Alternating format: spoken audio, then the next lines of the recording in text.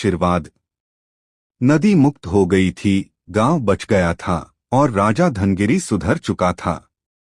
लेकिन नंदा की कहानी यहीं खत्म नहीं होती, क्योंकि हर महान आत्मा को एक अंतिम परीक्षा से गुजरना पड़ता है।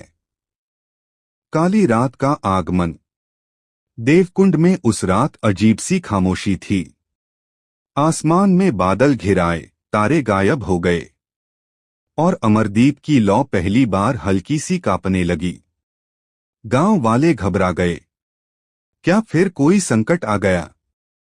नंदा समझ गई, यह एक संकेत है।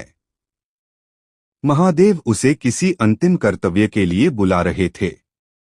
वह अकेली ही मंदिर पहुंची।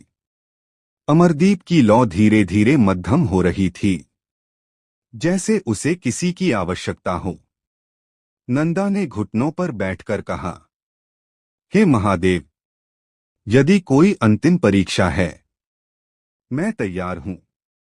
अचानक मंदिर का पूरा आंगन प्रकाश से भर गया। महादेव का अंतिम संदेश।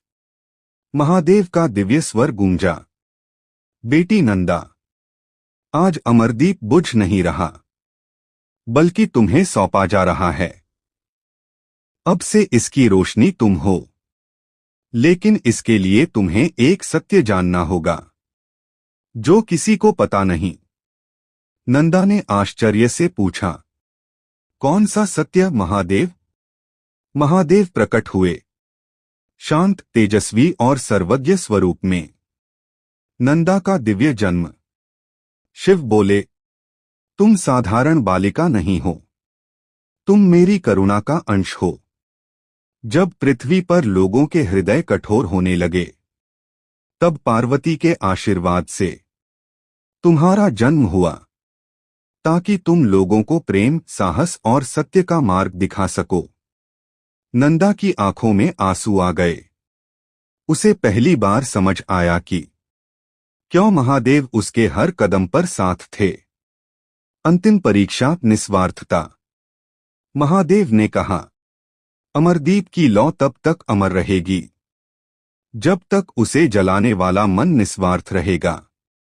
क्या तुम वचन देती हो कि तुम इस गांव और इस दीप की रक्षा बिना किसी अपेक्षा के करोगी?